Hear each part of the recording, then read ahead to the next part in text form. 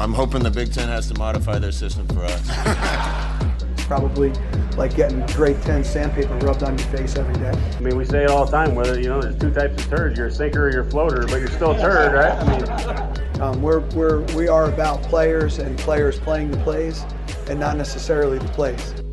Welcome to the Varsity Club podcast. My name is Derek Peterson. Joining me this week, I have two of my Jacob's here. One of my favorite people to talk to, Brandon Vogel. Brandon, hello. How are you? I'm doing well. I'll tolerate Jacob on this podcast as well, I suppose. Oh, wow. Wow. I expected that from Derek, but two strays right off the bat. Yeah, catching one from Brandon too. That kind of hurts. Hello, Jacob. How are you? Hi, Derek. I was doing better before we started this podcast. I watched the Phoenix Suns just take apart the Houston Rockets. What was that, Wednesday night? And I was a very happy fan. Thank you to the Suns and to you. Whoever you know inside the Suns organization or close to the Suns organization, pass along my thanks to them. They're a fun team to watch. Devin Booker is happy, so I'm happy for you. And they handed the Rockets another loss. I think they're 4-9 right now, which for me, my team owns their pick as long as it falls outside the top four. So I'm very excited about that. So thank you. Congrats on the Suns being good. Yeah, it's been a long time coming. Nice thing is they're not even close to playing at their peak capabilities. So hopefully they can get that figured out at some point. But based on what I've gone through the last decade or so, it's very much more enjoyable right now than it has been.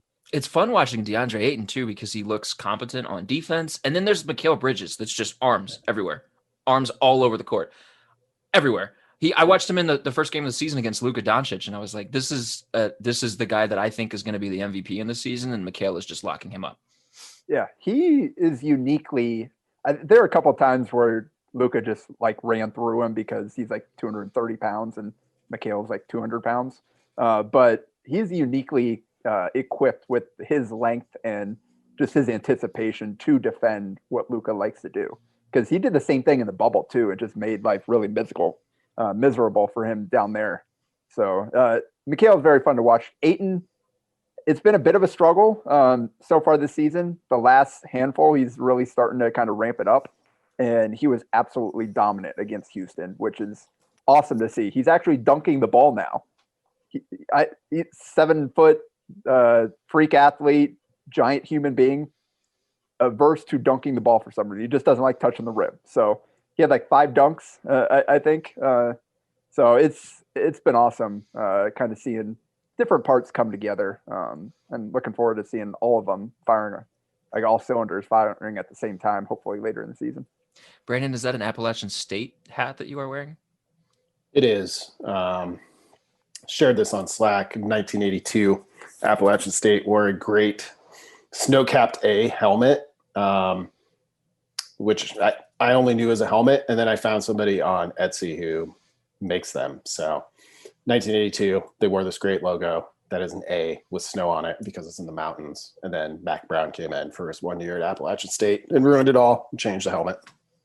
Would you advocate for them going back to that logo? It's a pretty cool logo. Yeah, I absolutely would. I mean, we saw the great social media video, I think, when they announced an all-white alternate that was basically shot in the snow. Yep. Snow's a big part of the Appalachian State mythos. So let's do it. If you could change the logo or color scheme to a retrofit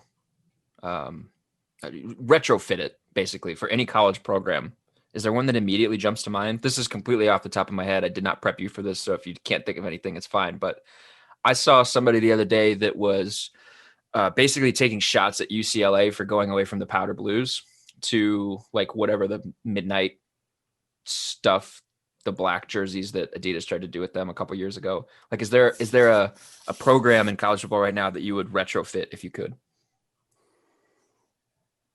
Maybe Virginia Tech, but I'm even hesitant with that one. Like the maroon and orange or whatever their official colors are called, or I don't love it, but it is them. Like I can't think of another team that's like that. So that's probably a stronger argument for keeping it. I also know that Penn State, before it was blue and white, I believe was black and pink. Think about that. Right? There's no black and pink teams. That would be interesting. I'd be willing to see that for at least 1 week a year. I hope that North Carolina makes whatever the uniform was that they wore for their bowl game. I hope they make that the full-time, whether it be home or away, one of their full-time options. That thing was gorgeous. And of course, it was Mac Brown. It was, ironically. He ruined what App State had going on in 1 year, but he's done well with North Carolina in 2 years. That's a good color scheme to work with. Carolina blue and white. But then when you can also like add in some navy occasionally, really sharp. Okay, so in Carolina, we'll try to tie this into the thing that we're going to be talking about today. In Carolina, Duke would be considered a basketball school. If I asked you guys what kind of school is Nebraska, what would your answer be? Nebraska is a blank school. Fill in the blank. It's still a football school. Oh, come on. Based on results of late, everyone calls it a volleyball school because they should. So how about that? Okay. It's a volleyball school in a football state. So there you go. I think that's kind of where we're at right now. It's also a very strong volleyball state as well. There's no doubt about that. But I mean, football just from border to border across the state, people are crazy about football. So that kind of I think that sport retains its place atop the hierarchy just based on the interest surrounding it. But in terms of performance, obviously with some of the other sports kind of weigh in there too. Some of the Olympic sports you can factor in as well. But consistent results, volleyball is definitely top dog. You talk about a what have you done for me lately kind of fandom. The hierarchy here would probably right now be like volleyball and then women's basketball and wrestling with men's basketball way down there, football way down there. After that Iowa match or that Iowa duel, the wrestling might have fallen a couple of spots on that list. Unfortunately, although okay, so women's basketball. Amy Williams has the number 2 team here. I was going to say it probably fell a couple of rungs, but there really aren't any other teams to jump ahead of them. So maybe they do retain their spot at number 3. Maybe. So volleyball is what we are here to talk about. I have you two here. Jacob, it's your beat. Brandon, you wrote a book with the head coach. You guys are both authority figures on this sport. I know very little about this sport. So I have brought you both in to do the heavy mental lifting on this podcast. We'll keep it short so that I don't like take advantage of either of you. But we're recording this on a Thursday. So depending on when you're listening to this, Nebraska may have already opened its volleyball season or will be getting ready to open its volleyball season. They start against Indiana on Friday night. So I want to talk about volleyball. We have an issue that is coming out this month that will be hitting people's mailboxes soon that will have a heavy focus on volleyball. Jacob, you wrote a feature for that issue. Do you want to just real quick plug that before we dive into kind of a discussion on this team?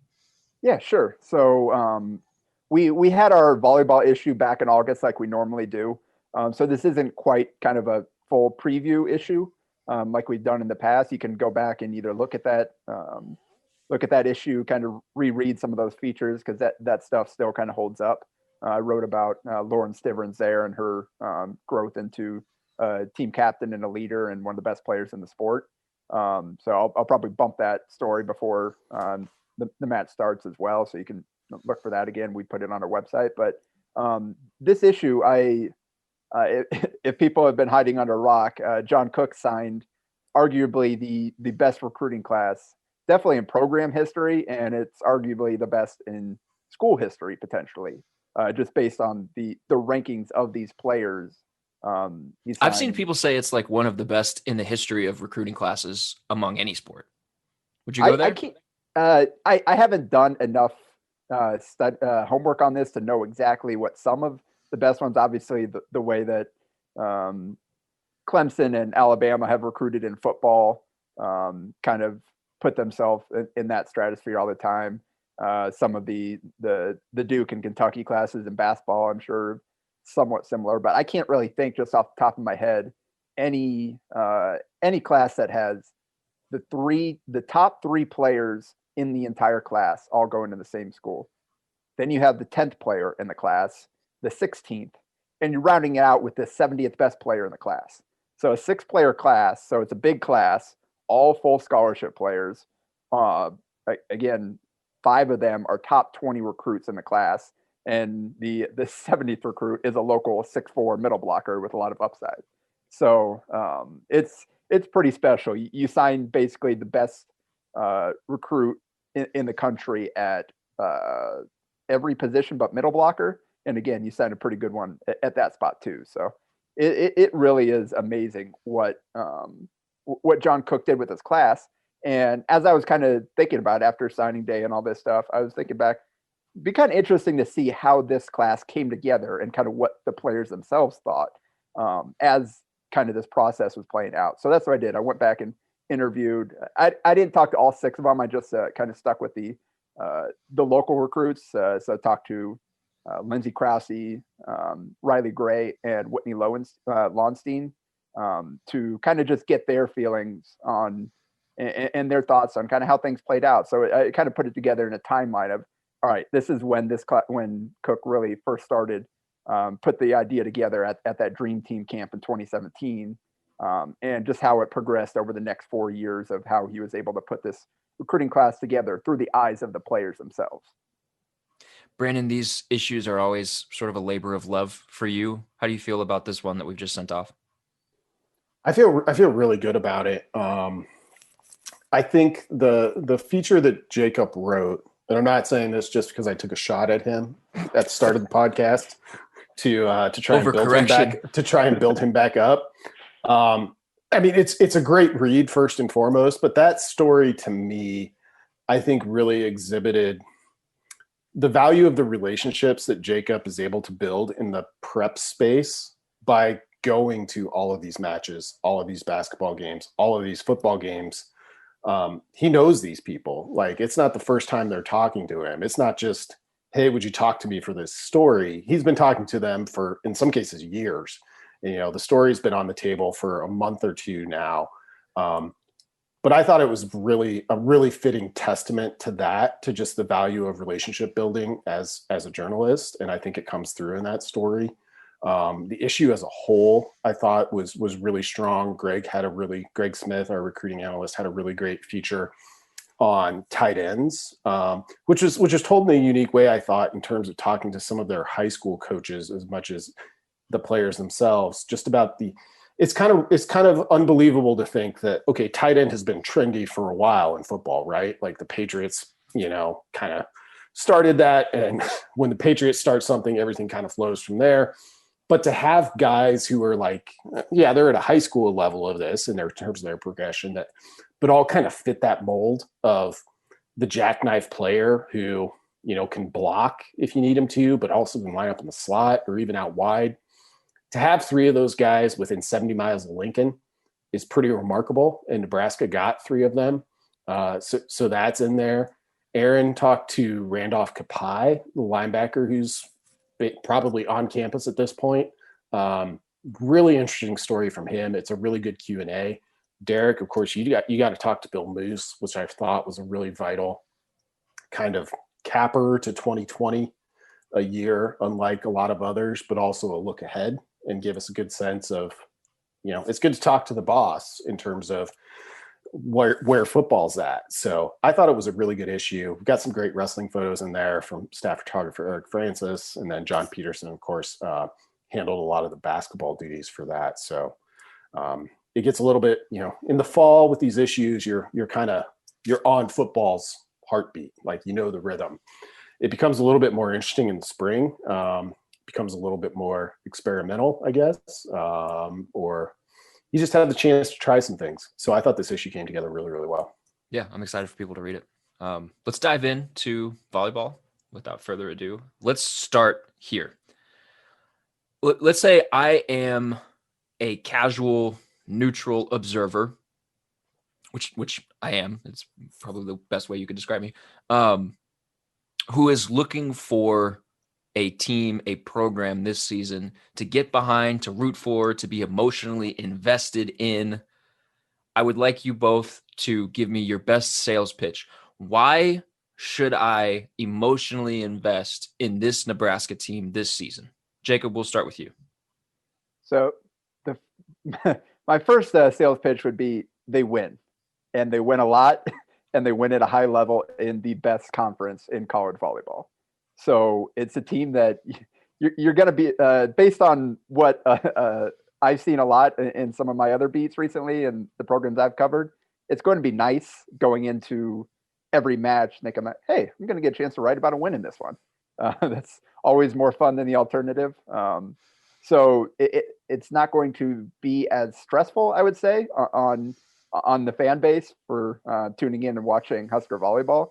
And then on top of the success, obviously, it's just a fun team. The personalities, Lauren Stivrins has really kind of emerged as the face of the program and a really outgoing person. That's just fun to watch, whether you're watching her interviews, watching her play, really energetic and enthusiastic. And Nicole Haynes is kind of the same way. So it's a fun team to watch who wins a lot at a high level. So that's my sales pitch. They win. Good pitch. Brandon, what about you? Yeah, that's probably the unique selling proposition, unfortunately, if you're a fan of all Nebraska athletics at the moment. But to kind of expand on what Jacob said, and I wrote a little bit about this in the magazine, like Nebraska volleyball displays the culture that any successful college program is trying to get to, I think. And it doesn't matter the sport, just the way that they talk and they interact, the way that Coach Cook talks at press conferences kind of shows you, I think, it provides a real-time example of like, oh, this is what football needs to look like. And I hate to like do that, because I know that's kind of a break in case of emergency type of thing. Like, oh, maybe football should just go talk to volleyball. Well, realistically, maybe they should, because like they've got it figured out. And and it's so interesting. And for a time, I thought I had a little bit of unique insight into this because I was able to work on a book with John Cook, but then I realized he like basically says it at every press conference anyway. A lot of the stuff that was in there, which isn't a slight. Go buy the book, Dream Like a Champion, available wherever books are sold. Or on the bookshelf behind you. Yes. Yeah. I've got some copies. I'll send you one personally if you need.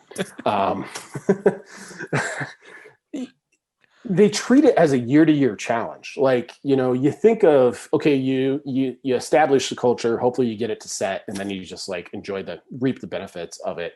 No, Nebraska really takes it year by year. And it's why, like, it came up in his initial press conference, like, what's the theme? What's the motto this year? And it's just kind of an acknowledgement that, hey, these are all different. Like, we're constantly cycling through players. We've had a ton of success. We have a ton of advantages. We're probably going to have more success. But to reach the ultimate potential of this group, like, we've got to treat it as an individual unit. And I think that's interesting for this year in particular, when they have so much back. So there's going to be some new pieces, of course. There's going to be new challenges, certainly, with just the way this year has gone. How do they tackle those? Are they able to build the kind of team culture that takes you from, say, an Elite Eight or a Final Four to a championship or a championship match? And that's kind of the challenge for Nebraska. You're talking about very slim margins. They're going to be very good year in and year out.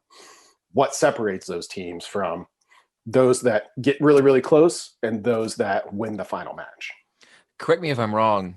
I read this, I think, in Jacob's thing maybe 2 days ago. They were picked third. 2 Huskers were named to the preseason All Big Ten team. They return every starter from last season's team, correct? Correct. Is that uncommon? Yes. I mean, it's just like any other sport. It's tough to bring back everybody every single year, and particularly from a team that's as good as they were. Typically, teams that are good, they've got a lot of upperclassmen. So the fact that you didn't have a single senior on the roster last year and you still had the success that they had, it does kind of create a pretty special situation. And that's why Brandon talked about taking everything year by year, and they certainly did that. But even like bigger picture than that, Cook really did see this as a 2-year cycle here with this team. This is what this kind of 2-year stretch is what he was building up for with this kind of most recent group of players. And last year, yes, they wanted to go all the way. They were hoping to get back to the Final Four, fell a little bit short of that, but he said that was kind of them getting to the 50-yard line. So now this season, with bringing all of those players back, it's now you're marching towards the goal line from midfield. So you're able to kind of run it back here, look at everything that kind of held them back last year, improve on that, and hope it's enough to get you all the way this year. So it was definitely a kind of a special situation.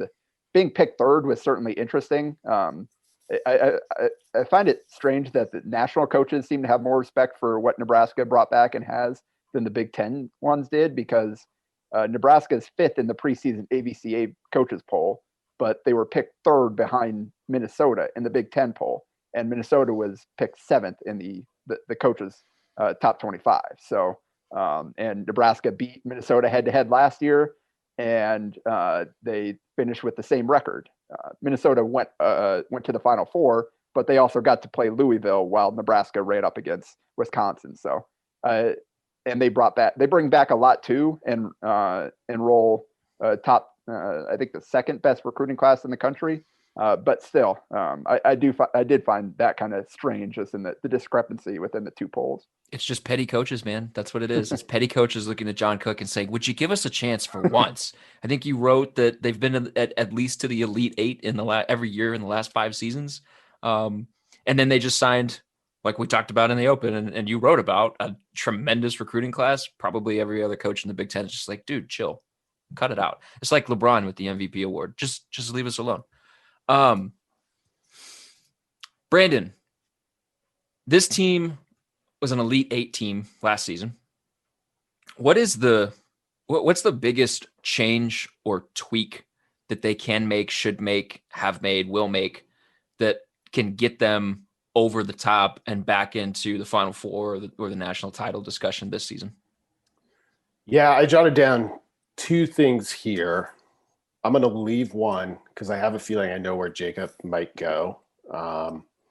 Well, he might go here too, but this is one I'm taking out of the 2 options. Okay. I think they're going to be more dynamic at what's essentially their 2nd middle blocker spot. So they added Kayla Coffey, a transfer from Missouri, who's a pretty dynamic and athletic player. And they also have Kaylin Meyer, a true freshman from Superior, 6'3" true freshman from Superior. So she enrolled, she would have been a freshman if they'd played the 2020 season on time. Outstanding athlete, was a 2-time Gatorade track and field athlete of the year in Nebraska. And I'm pretty sure she was a thrower, discus for sure. I don't know if she threw shot or not. And, the history of extraordinary track athletes excelling in the sport that they choose to focus on in college is pretty strong. And Coach Cook said, in the past week, that they've got quite a competition going on there. And Callie Schwarzenbach, who has manned that spot really for 2 seasons now, kind of has a fight on her hands. So I think they have the ability to be a little bit more athletic there, a little bit more dynamic potentially. And I think that, again, with Nebraska, you're talking about such slim margins to improve upon an already high level. But that's kind of the first thing that I thought of. No, maybe not the first thing. It's the thing I chose to go with. So there you go, Jacob. Teed you up. We'll see if you choose right. Well, the one that I had marked down is the serve and pass game. And that, there we go. Yep, Brandon celebrated. He knew exactly where I was going with this. And it really is kind of what John Cook has built his program on, the serve and pass game. Serve, pass, and defend. They've had some outstanding offensive players, some dynamic hitters, great setters every single year. But what makes them elite is kind of doing the little things, the serving, the passing, and doing all the little fundamentals better than their opponents. And I think the reason that they fell short, yeah, we're talking about an Elite 8 finish as a disappointing season and falling short, which shows kind of the standard that they've set for themselves. Which is But insane. Yeah, exactly. But it was they were significantly worse, I think, in the serve and pass game last year than they had been. And that is obviously Cook keeps different numbers to kind of keep track of this. It's a little bit harder to get a great feel for it just from the publicly available stats, like aces and errors don't tell the whole story in terms of serving and then kind of serve reception and all that kind of stuff. That's more of a kind of base level understanding of it, but it does paint the picture. They were significantly lower in aces, like their ace to error ratio was significantly lower in volume. Basically, you look at kind of their serving and their passing, they were pretty even with their opponents.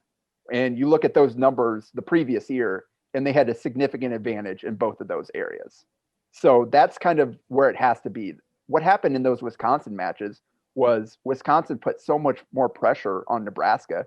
They were always out of system. They were struggling to get passes to the setter to kind of get in their offense, giving up points with serve reception errors. And then they were not able to do the same to Wisconsin. Their serving just wasn't tough enough, and Wisconsin was in system the entire game. And that's why you ended up with 3 sweeps against the Badgers. And the Badgers brought almost everybody back from that team, including their best players. So Wisconsin was the unanimous pick to win the conference. They're not going anywhere. They're a national runner-up last year, preseason number 1. So that's a big mountain for them to kind of get over the top of this season that's standing in their way. And the only way they're going to be able to do that is if they do get back to being an incredibly strong serve and pass team. And Cook talked about, I asked him about this because I knew how important it is to him, and he's talked about it. He's been really impressed with the way they've been serving in practice. And he thinks that is one area where they have significantly improved. And he says there's 8 players that he would feel comfortable putting in a match to serve right now. And typically the 6 best servers are the ones that get on the court for him. So he's still kind of figuring out what that lineup is going to look like. We've got a few newcomers that are kind of pushed. Kionale Akana is a freshman defensive specialist, kind of looking to earn a role back there. They've got some other players that need to get significantly better. Kinsey Knuckles and Maddie Kubik both struggled in that area as true freshmen, but now they've got a full season under the belt. So hopefully they can take a step forward there. So it's got to be that pass and serve game. That's a focus for Lexie Sun as well, improving in the back row. Cook really wants her to become an all-around dynamic player and an consistent impact player. So it's going to come down to that serve and pass game. They've got to be a lot better there. And if they do, they've got more than enough talent to really separate themselves in the other areas. Is Kinsey Knuckles one of the best volleyball names in the country? Oh yeah, he's had some really strong names on this team. Obviously, Jazz Sweet for going into her 4th season now, manning that opposite hitter spot. It's a pretty sweet name. Sorry, but hey. Yeah, he had to. Lexie Sun gives you a lot of versatility too. Indeed. So they've had some really good names come through, and Kinsey Knuckles is right at the top. Yeah, sorry to interrupt. When Cook said he's excited about 8 passers and they're going to have a hard time deciding on 6, I stopped and I thought to myself, I was like, if that's true, watch out everyone else. And we'll see. We'll see if it ends up being the case, because as Jacob noted, it wasn't as strong as you'd expect from what we've seen from Nebraska in the past a year ago. If it is now, that's a very good development for anyone who listens to the IUD Preview podcast or has read something I've written recently about football. I treat serve and pass a lot like I treat success rate, in that it's all about how easy are you making things on yourself with your ability to pass and serve, receive, and then how difficult are you making things on your opponent with your ability to serve tough. And it's probably 70% of the game in my mind. And if Nebraska feels like they already have super high standards, if they feel good about it, I feel good about the season ahead. Talking about swing players, if this player is really good, Nebraska is suddenly at that next level up, like a national title contender or whatever. Or if this player maybe has a down year, they're going to struggle. Who is maybe it's multiple people, but if you had to pinpoint one player on this roster right now for this team that is most important, most impactful, most crucial for them to have a successful season by their standards, who is that person? Either of you can start. We can go with Brandon first. Oh, nope. He's ceding the floor to Jacob. Jacob, you're up. Yeah, I was thinking about this one. It's kind of tough to pin it down because as soon as I settle on one person, I start thinking, well, actually, if she does this, then could be even more impactful. But for this case, I wrote about Lexie Sun on the website, so go check that out. So I'll go Nicklin Hames in this space, kind of hit a different base here. And Nicklin has been obviously the starter from day one. She was a longtime starter in high school. She's an incredible leader, a very good player. I think she could take a big step forward even in her consistency of her placement with her sets, and occasionally the decision making as well. And I think if she's gets to the point where obviously Kelly Hunter was just a phenomenal setter, and her feel for the game and her ability to put the ball just where it needed to be every single time was the driving force, I think, behind how good those teams were with her as a starter. And I think Nicklin is still kind of working to get there. And there are times where she's not on the same page with the middles, particularly with the quick sets. And occasionally maybe she could make a better decision here or there, which pin hitter to feed. And so I think if she can polish up just a little bit more, that will elevate the hitters around her to the point to where they need to be. They don't have Lexie Sun's a really good player. Maddie Kubik was really intriguing as a freshman, and we know how good Lauren Stivrins can be. But they don't have a Michaela Fecky style outside where she's just going to dominate matches. You can give it to her every single time, and she's going to terminate. They're kind of more of a balanced offenses with the weapons they have on this team. So I think that puts even more pressure on Nicklin to make the right decision and to put the ball in the right spots every single time to allow them to kind of do what they really do well. So I'm looking at Nicklin heading into her third season as a starter to elevate her play even more. I went with you to the Final Four in Minneapolis, I think 2 seasons ago, and I wasn't entirely like I wasn't 100% certain what I was watching most of the time, but I did know that Michaela Fecky was an absolute stud. Yeah. She was incredible. She was doing stuff that I was just sitting there. I was like, I am so small and so unathletic. It's ridiculous. Okay, Brandon, most important player. Yeah, I like the Hames pick. I jotted down 3 options and she was third. And I would just add to all of what Jacob said. Her health all of a sudden becomes super important. And you don't deal with injuries a lot in volleyball, which is another great reason this sport's a ton of fun to follow. You obviously can, but obviously pandemic, like that plays a role here. Nicole Drewnick, their backup setter for all intents and purposes, while their only other scholarship setter at the moment, opted out of this year, which leaves Nebraska with a walk-on freshman setter as their backup should anything happen there. So you can add that piece to it too. But for my pick, I debated between 2.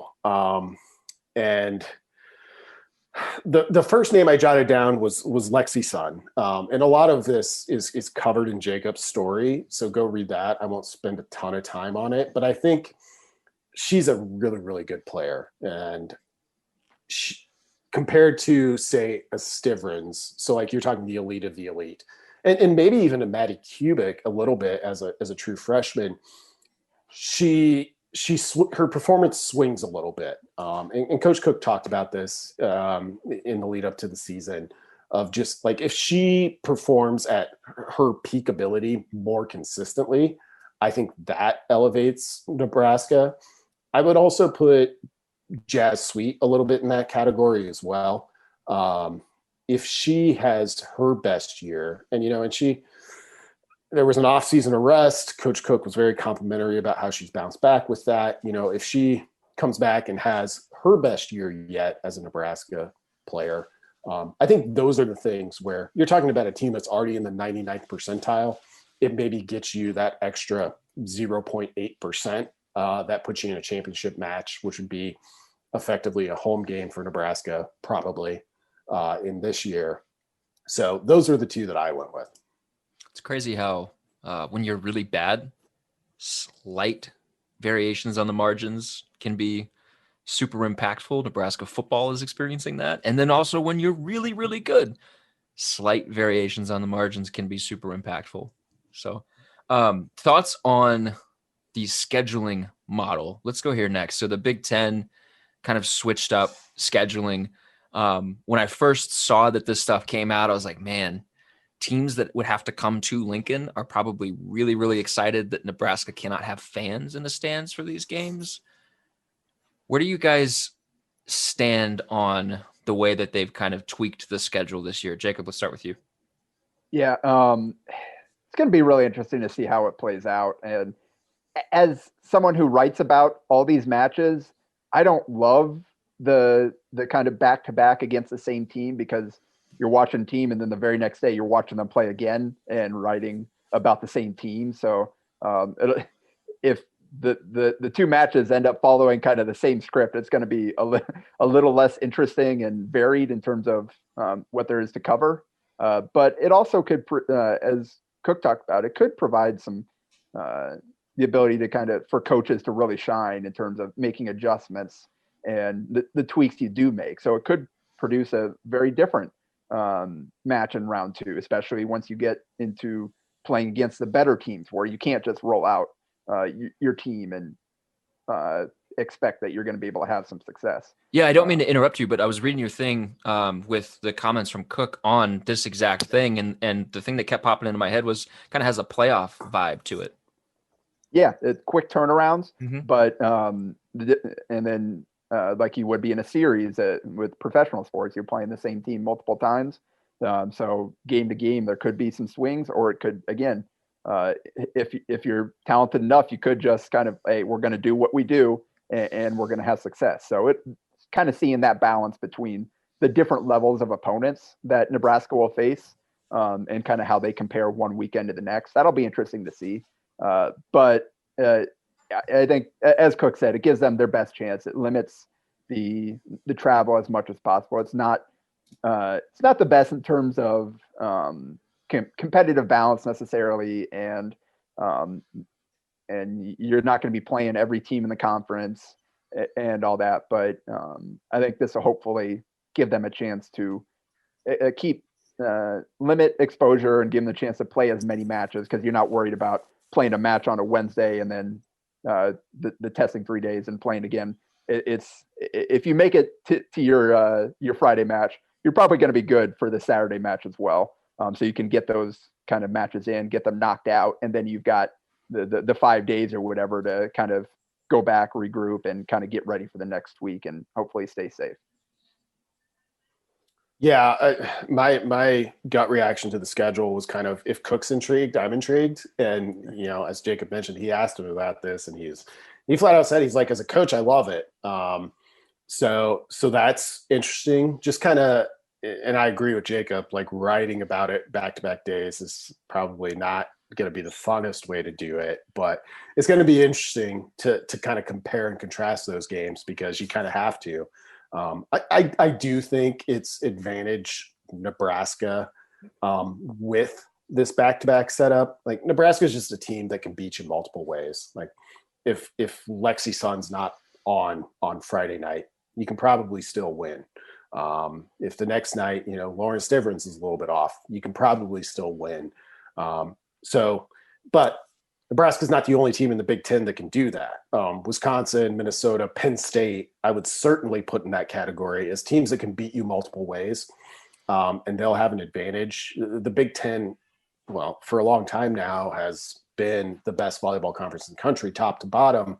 I think this year it might look a little bit like there's a wider gap between the top and the bottom, and it might be due to just kind of the back-to-back format, because those teams that come in with natural advantages, those programs that have been doing it for a long time, it makes it a little bit harder for teams like Michigan, Ohio State, Purdue that are trying to kind of catch that top group.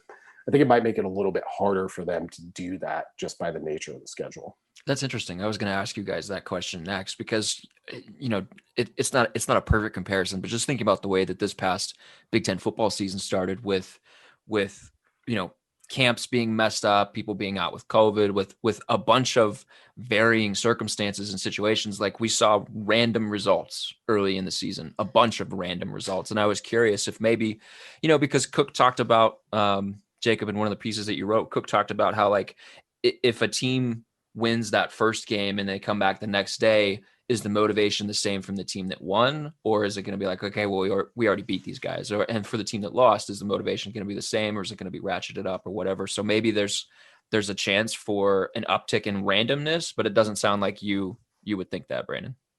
Yeah. Go ahead, Jacob. Okay. Yeah. Yeah. Because that's where I think advantage for steady programs with great coaching. You have the kind of, again, the X's and O's factor of the coach making the tweaks from one game to the next.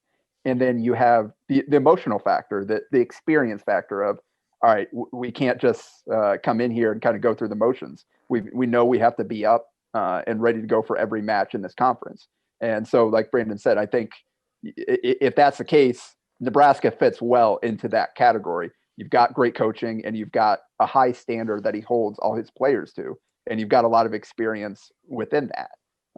So I definitely think that obviously the losing out on some of the home court advantage, that normally is a huge impact on Nebraska's season and is strong in their favor. So they're losing out on that.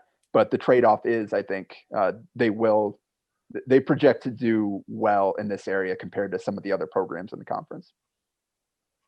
Yeah, I think because what the college football example you brought up, Derek's a good one. College football is a sport that is largely one of haves and have-nots. And the group that's in the haves changes a little bit all the time. But, you go 10, 12 years at a time where you're just like, yeah, the team's just going to be good. Like they recruit well. They have whatever advantages the game provides right now, whatever advantages they've engineered, and they just live off of those. It's why, every year over the past 5-6 years in college football, it's just like, oh yeah, it's kind of Alabama, Clemson, Ohio State, and then the rest will sort itself out. Volleyball is that times like 5. I mean, there's only, I think, I'll get the number wrong, but there's like 8 or 9 teams that have ever won the national title in volleyball. And now the history is shorter. It goes back to basically like the late 70s or the 80s when the NCAA started sponsoring an official women's volleyball championship. But it's a sport that's really, really dominated by the blue chip programs. So I expect the crazy offseason, the no start, although some teams did play in the spring, which would be interesting, including the number 2 team in the country, Texas, seeing how that kind of pencils out. But I expect it to only kind of underscore the natural advantages that some of these big time programs already had. So we've talked so far about wanting to get old and stay old and that being a point in your favor. We've talked about kind of being fundamentally sound in your play. Scott Frost is feeling pretty vindicated right now. So, no, that's a good point. I mean, like I've never through these past 3 wild football seasons that have seemed, I don't know if off track or behind pace is the better word, but either one of those, like I've never doubted that like his vision of where it needs to get to is astute. It's just a matter of actually getting there, which is not a hurdle that Nebraska volleyball has to clear. This should be good. You guys have convinced me I'll be a fan this year, if I'm allowed to be a fan. Yes, you are. Break any journalistic principles here. You've been to a volleyball Final Four, so that also gets you in. The other great thing that I forgot to mention about this is, while it will be sad to not see a jam-packed Devaney Center, not see the road environment at Wisconsin when Nebraska goes there, which should be an absolutely huge 2 matches. The random volleyball fan is going to get to see more volleyball this year than ever before.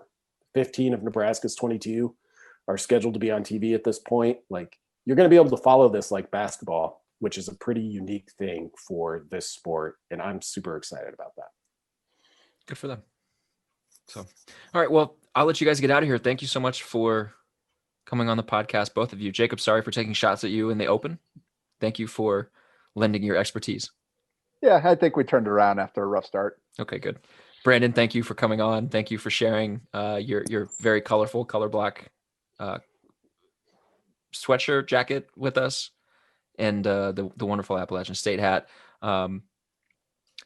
If you go to hailvarsity.com/Nebraska-volleyball, I know that's kind of a mouthful, you can find basically every single volleyball story that has been written on our website. That is the place where all of Jacob's volleyball coverage lives. You can go there and you can pretty much just go down the list and get yourself prepared for the season. Also, be on the lookout for the magazine coming to your mailbox. And if it's not coming to your mailbox, then you should think about changing that. Go to hailvarsity.com and get that sorted out. Keep reading at hailvarsity.com. We'll also have basketball stuff, and we'll continue to have football stuff. Winter conditioning for football starts on Monday, and we found out from Scott Frost this week that spring football is going to start a little later than normal, but we have a date for the spring game. So there's always football news. Volleyball starts up. Basketball is still going on. The women are playing. The men might play at some point the rest of the season. Maybe. We'll see. Hope everything is going okay with them. Brandon plugged his podcast, the IED Preview Podcast. It doesn't have episodes right now, but make sure you subscribe to it. Leave him a 5-star review. It's really good. Also, Jacob has a podcast with Damon Benning, the Nebraska Preps postgame show. Subscribe to that. Craig Smith and Jay Foreman have their own podcast.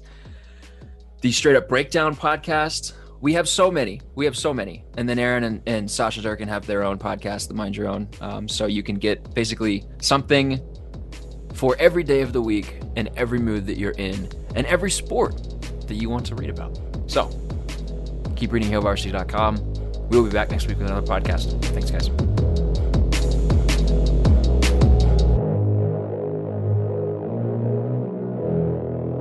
A Hurrdat Media Production.